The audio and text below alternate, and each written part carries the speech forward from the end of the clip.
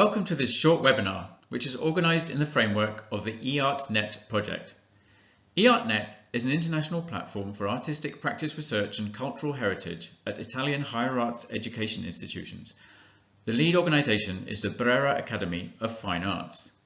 This webinar is facilitated by AEC, the European Association of Conservatoires and Music Academies and Musikhochschulen. I'm Alex South, a musician and researcher who recently completed an interdisciplinary PhD on humpback whale song, based at the Royal Conservatoire of Scotland and the University of St Andrews. In my doctoral research, I asked the question of how I, as a human being, can faithfully represent the structures and rhythms of the songs and calls of another species. I considered various forms of representation, including scientific visualizations and statistical summaries, and musical scores and performances, coming to describe them as cetacean citations. Cetacean is a general term for whales and dolphins. My PhD included both bioacoustical and artistic research and was supervised by the whale biologists Dr. Luke Rendell and Dr. Ellen Garland, and the composer and researcher Dr. Emily Doolittle.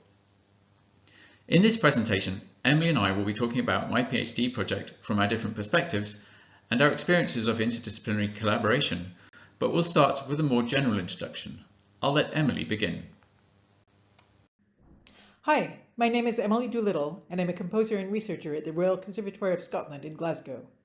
I've been doing interdisciplinary research on the relationship between animal songs and human music for almost 30 years, and I wanted to share with you a few of the ways I've approached this topic. I started to become curious about the relationship between animal songs and human music when I was still a student. I was playing oboe in some music written for outdoor performance by the Canadian composer Murray Schafer, and birds often responded, sometimes by coming closer and beginning to sing their own songs. Although we were making music outdoors for human enjoyment, and hearing the sounds of the natural world is part of the music, this led me to start wondering how the birds heard our music. I became curious about the birds' curiosity about music. A few years later, I moved to Amsterdam and heard a European blackbird singing for the first time. I was fascinated by how short passages of what it sang sounded like human music, like little scales and arpeggios and musical motifs, but the entirety of its song didn't sound like human music at all. I wrote a piece exploring these differences called Night Blackbird Song. This was in 1998. At the time, I thought this would be my birdsong piece, and I would move on to something else next. But in fact, this was the start of what has been a major and ongoing focus of my research. When it came time to choose the topic for the written portion of my PhD research, I decided to explore a question which arose from my use of animal song in my musical compositions. Is animal song itself music? I began this research in 2001, and it was not such a common topic then as it is now. Many people were very helpful and interested, but there were also people who told me that animal song had absolutely nothing to do with music, and why would I even think that they had anything in common? I had initially thought that this might be a very easy question to answer. I could just figure out what music was, and then figure out whether animals did that. Of course, it was not so simple at all. I came through this research not really believing that there was any one way of defining music, and thus that asking whether animal songs are music doesn't really make sense. But what I became convinced of, and still am, is that there is enough overlap between human music and non-human animal song that we can use tools of musical analysis to better understand animal song. Throughout the course of this research, I corresponded with a number of scientists, some of whom were immensely supportive, or who were critical but in helpful ways. In 2009, I got to spend 3 months at St Andrews University in Scotland, where many of the biologists I had communicated with lived. Although I had read many biology papers in my research for my doctorate, I had never studied biology and wanted to spend time in a biology department, learning more about how biologists think and write about topics related to animal vocalization. That proved to be an extremely formative time for me, and many of my interdisciplinary collaborations today grew out of connections I made there. This slide shows my first collaboratively written scientific paper with co-authors Bruno Gingras, Dominic Endres, and Tecumseh Fitch, in which we used both musical and scientific analysis to better understand the songs of the hermit thrush. In another collaborative research project, which includes me and Alex, as well as musicologist Martin Ulrich and biologists Pral Kringwatana and Rudy Nager, we looked at how human music has been used and studied in animal welfare contexts and made a series of recommendations for improving how this is done. Some of my research is perhaps more traditional humanities research, though still draws on many disciplines. For example, my earlier scientific research on hermit thrush song led to curiosity about how people have heard and described hermit thrush song throughout the past 200 years. And I looked at historical transcriptions of the song, poetry, and nature writing to discover a fascinating story of the extent to which human cultural expectations can affect how we hear bird song. Finally, the process of composing with animal songs can lead to reflective writing, which can lead to new ways of understanding my own connection to animal songs and new ideas for composition and research. Over the next couple of minutes, I'd like to pick out a few threads from my life before I began my PhD in September 2018, to provide some context for how I came to be involved in such an interdisciplinary project. For the previous 15 years or so, I've been working as a musician, with a performance practice circling around the areas of free improvisation, experimental music, and contemporary classical music. I had been creating new work, performing and recording regularly with groups such as the Scottish Clarinet Quartet, Collective Endeavours, the One Ensemble and Glasgow Improvisers Orchestra. I had performed across the UK and abroad, and had been lucky enough to work with internationally well-known soloists and ensembles, including Sir Henry Bock, Laurie Friedman, Evan Parker, Alistair Roberts, the BBC Scottish Symphony Orchestra and Scottish Dance Theatre. Many of these performances had involved cross-art form collaborations, in which I enjoyed working with visual artists, poets and dancers.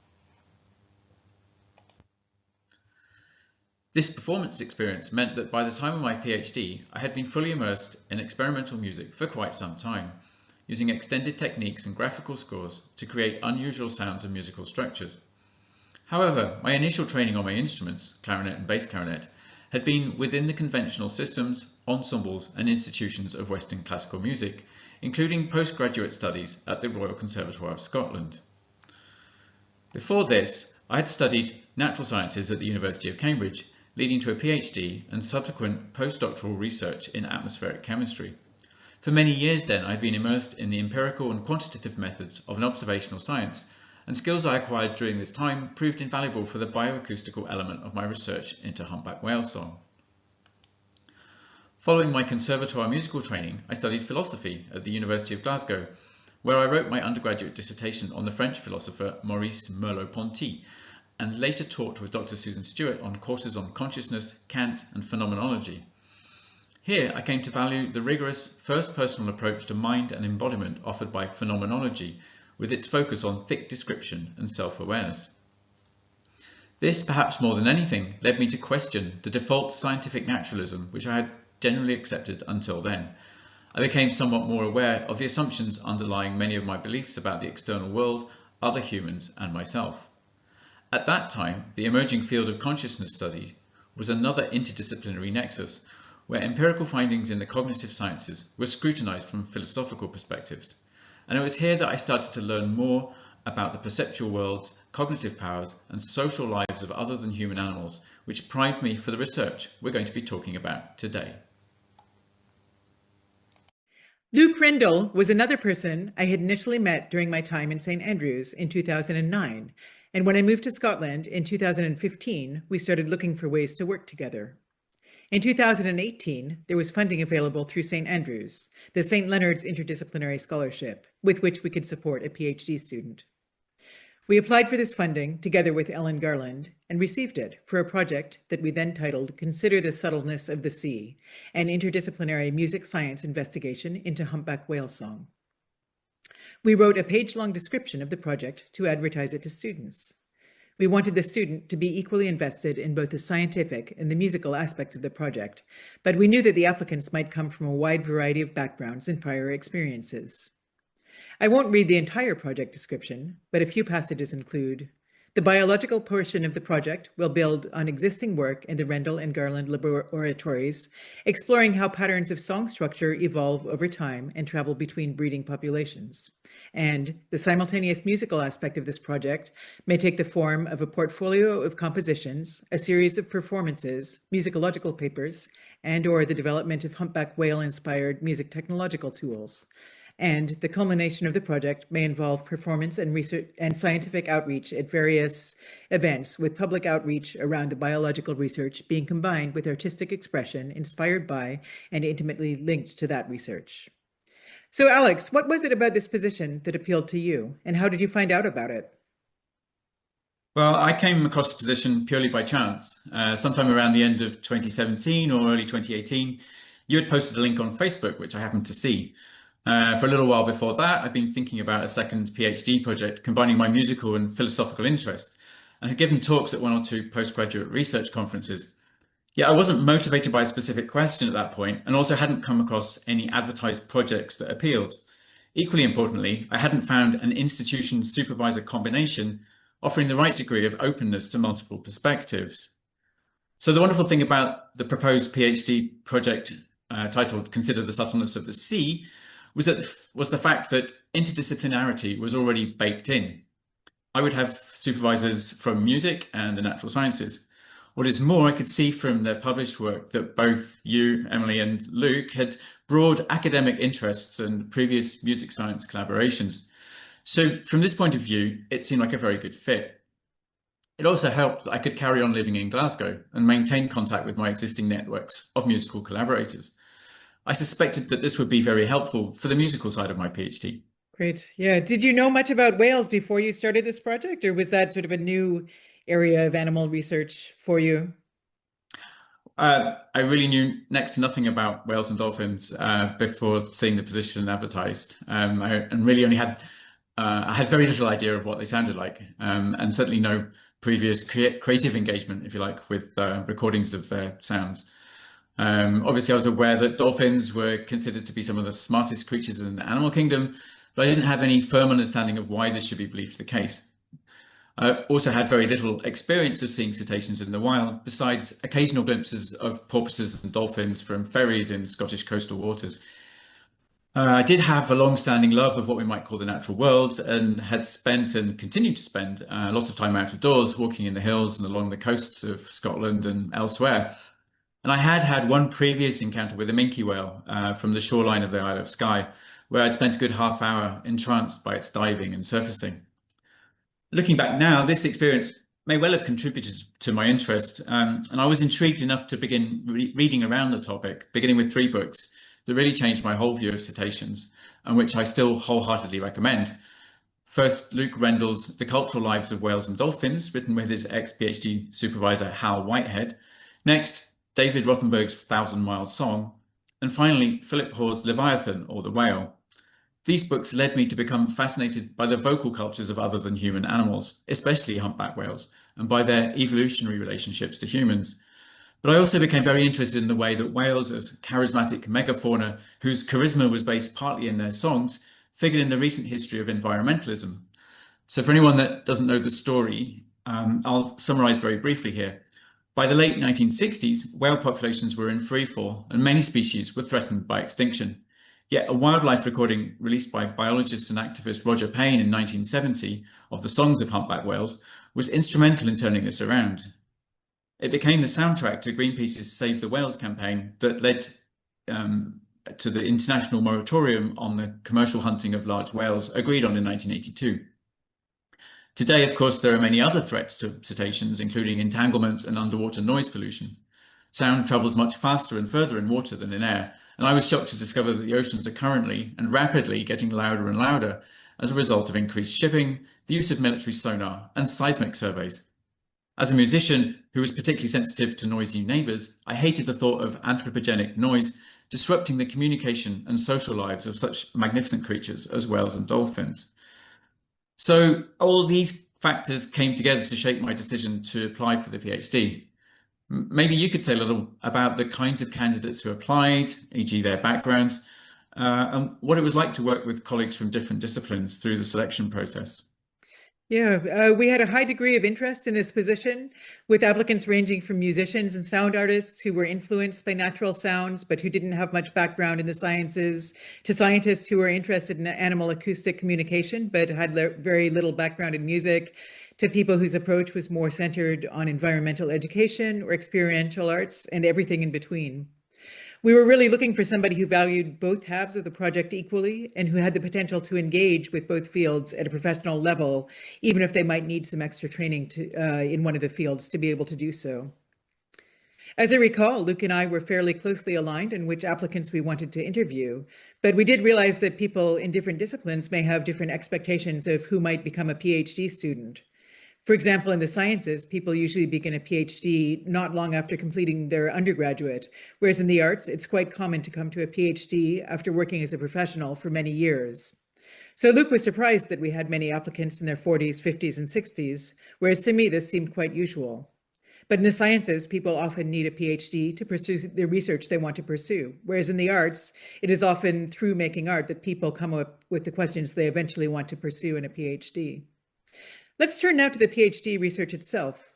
But before you tell us what you did, perhaps you could give us a little background into humpback whales and their song, focusing on the features that excited you in your research, whether from a scientific or musical perspective. Sure. So I'll start with a short overview of humpback song from a biological perspective. And here I found it helpful to think about it in relation to some questions which are easily stated. Who sings? Where? When? What do they sing? And why? Answers to the first three questions are now fairly well known. It seems to be only males that sing, although both male and female humpbacks produce social sounds. Most song is heard on the winter breeding grounds, suggesting a possible answer for the why question, i.e. that song is a sexual display. The what question is the one that has interested me most as a musician. The first thing to note is that all the males in a particular population sing a version of the same song, but that this song is constantly changing from one season to the next. The fact that this happens shows us that humpbacks are excellent vocal learners, that they can change their song in response to what they hear. The phenomenon of song change has fascinated biologists, in part because it is so rare outside of humans. But I'd like to come to something rather more basic, yet which remains fascinating to me, the sounds themselves and the way in which they are organized. On this spectrogram, which you can read a little like a musical score, you can see a 2-minute section of song recorded by my supervisor Ellen Garland in French Polynesia in 2015. The sounds or song units fall within the range of human hearing, across a pitch range approximating to that of a grand piano. When it comes to how these song units are strung together, we begin to see some similarities with human music. This song, which is fairly typical, is constructed out of short phrases containing 2 or 3 different sound types. I've boxed the first phrase in orange.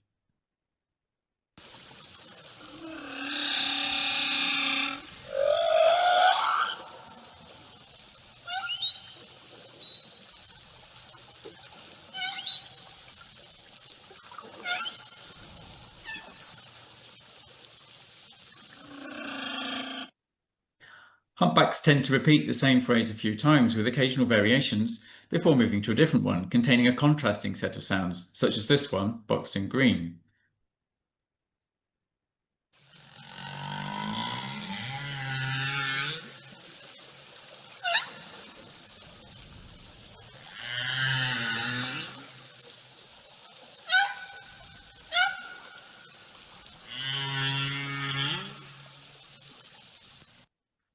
A set of repeated phrases is known as a theme, and themes tend to be sung in the same order.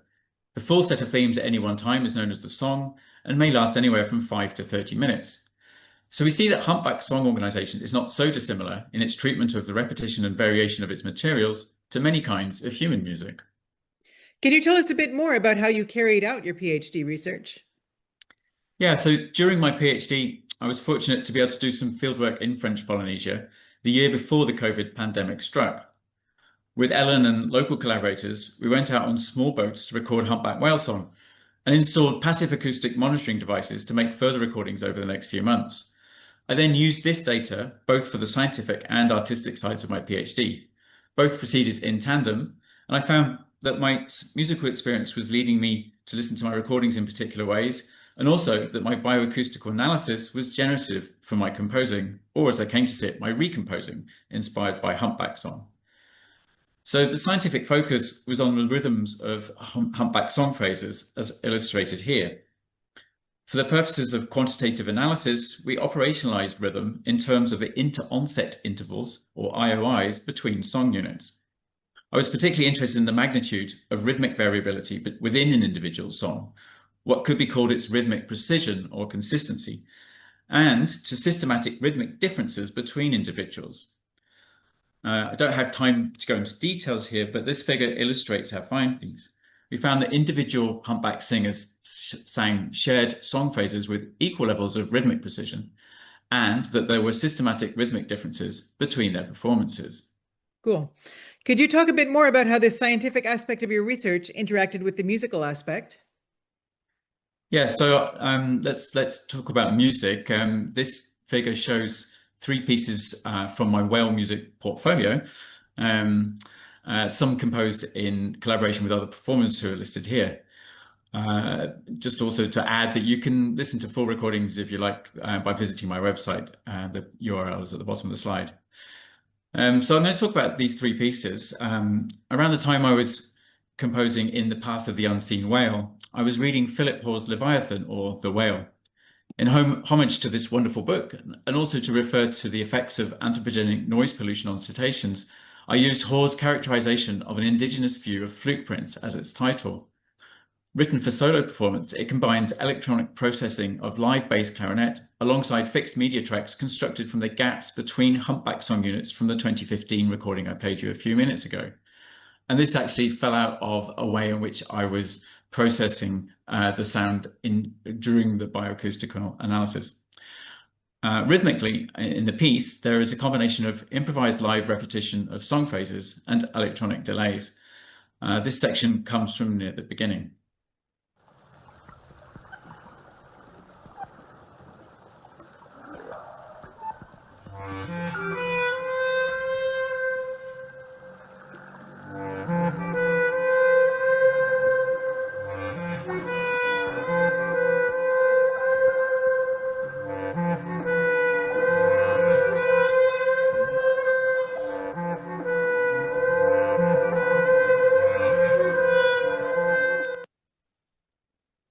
So let's move to my second piece, Entanglement. I had been spending time in the studio with violist Catherine Wren, improvising on the transcriptions shown here. I was interested in performing this material at different tempos. In an effort to experience a range of temporal dynamics, I wondered what they might be like for the humpback singer, whose perceptual present might be assumed to be longer than ours. At slow tempos, the song transcription elicited dirge-like responses. At faster tempos, our rhythms became less measured, more embodied, almost dance-like. This section that I'll play comes from near the end of the piece.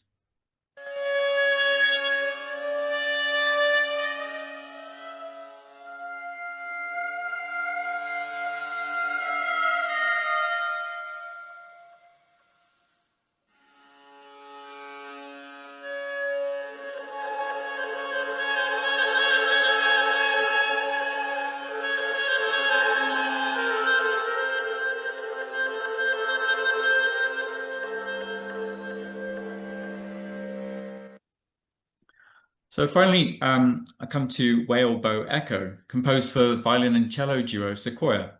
Initially, I planned to explore the rhythms driven by constraints of embodiment and bowing technique. But during the first workshops, the players' pleasure in responding mimetically to a field recording drove us in a new direction. Structurally, the first part of the piece consists of the two players performing transcriptions of humpback song according to a codified set of possible variations. The freedom of these live variations is juxtaposed with more mechanical repetitions created in a digital audio workstation, which steadily grow, somewhat like the echoes in The Path of the Unseen Whale. They're supplemented with additional resonating layers which emphasize the harmonic consonants found in the original whale song. Finally, emerging out of this mounting sonic opacity, the original field recording is heard. It is a tribute to the mimetic skills of the Sequoia players that it is hard to hear when the humpback starts to sing. This is the ending of the piece.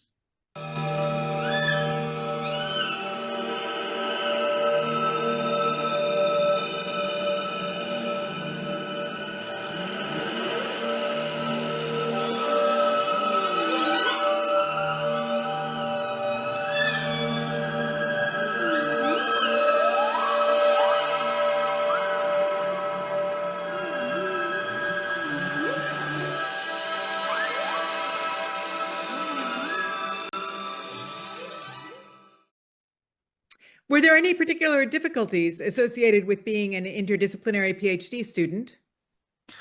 That's a good question. I've been thinking about this and decided that maybe they could be divided into three different groups. The first are kind of practical logistical questions or issues arising from working between institutions. So it's not so much being different disciplines, but just having a foothold in two different institutions. And I think, Emily, you'll probably say something about that later. For me, there was, certain practical arrangements of traveling between different places. Nothing too complicated, and in fact, because COVID came along and we all had to retreat to our homes, some of those difficulties disappeared. More interesting, perhaps, are the psychological difficulties, and for me, that came really when I had to switch between different modes of thinking, different modes of feeling and creating, associated with doing the scientific work and doing musical creative work. And I suppose these are just difficulties which emerge in one's life in all kinds of areas where you're having to switch between different jobs or different ways of being with different people. So there's nothing particularly startling about that fact, but certainly for me, I realized fairly early on that I had to get into a zone for doing the scientific analysis, or alternatively for listening to Humpback Song as something that would be used as for musical creativity. Finally, in terms of difficulties associated with being interdisciplinary, there's, I suppose, something to do with the way the academic world works. And some of this is to do with different conventions in different fields or different areas. So, for example, regarding authorship, it's very usual in humanities scholarship to have single-authored papers and conference presentations, whereas in the sciences, you're far more likely to acknowledge a wide range of authors, even if you have been the lead author and the contribution of others maybe is in discussions. So it was kind of recognizing those conventions and making sure that one was following the right set of conventions for different areas of academia. The other was something which I've continued to find slightly problematic, and that's finding appropriate conferences and journals for interdisciplinary work, because those conferences and journals are few and far between, really. I think I've been helped a little by the fact that in the humanities there's been a recent animal turn. So the humanities disciplines and across a wide range of disciplines have been interested in decentering the human and thinking of outside, trying to get past the kind of anthropocentric way of viewing things. Also in sciences, there's been some interest in the arts, not so much in the humanities, but in the arts. But here, sometimes this is a bit problematic because scientists tend to see, it has been the case for some in some projects where that arts and music are seen as kind of tools for outreach, for allowing scientific findings to be presented to a more general public, and that wasn't the kind of artistic creativity that I was interested in. Yeah, so I think that's probably what it felt like as a student. But how about for you, Emily? What was it like as a supervisor? Yeah, well, I should start out by saying that Luke and Ellen and I were very eager to work together, and we were determined to make this project work. And also, our institutions, the Royal Conservatoire of Scotland and St Andrews, worked together regularly and had a great commitment to making this project work, not only for its own sake, but also for laying the groundwork for future interdisciplinary and interinstitutional PhDs. But even so, there were a number of administrative details to work out, from stipend payments to evaluation points along the way to the eventual form the thesis and viva would take. These were all possible to work through, but they did take some time, and I wouldn't want to do it in a situation where the supervisors or institutions didn't have a commitment to working together. Another thing I was quite aware of throughout the course of the PhD was that Alex already brought with him a lot of prior experience with research and academia. This was, of course, a real plus, and I would imagine that a number of people interested in doing an interdisciplinary PhD would already have quite a lot of varied prior experience. But I did find myself wondering if someone coming straight out of an undergraduate or master's program would be able to do an interdisciplinary PhD like this. And if this PhD did demand a higher level of preparedness than most PhDs, is that a problem? Well, thank you, Emily. It has been a pleasure to talk to you about the challenges and opportunities offered by interdisciplinary research. I'd just like to wrap up by briefly mentioning the SHARE initiative, which exists to facilitate interdisciplinary collaborations between academics at the Royal Conservatoire of Scotland, the University of St Andrews and beyond. SHARE has hosted a number of interdisciplinary symposia and supported projects including Singing for Health and Art Making in the Anthropocene. Do take a look at our website.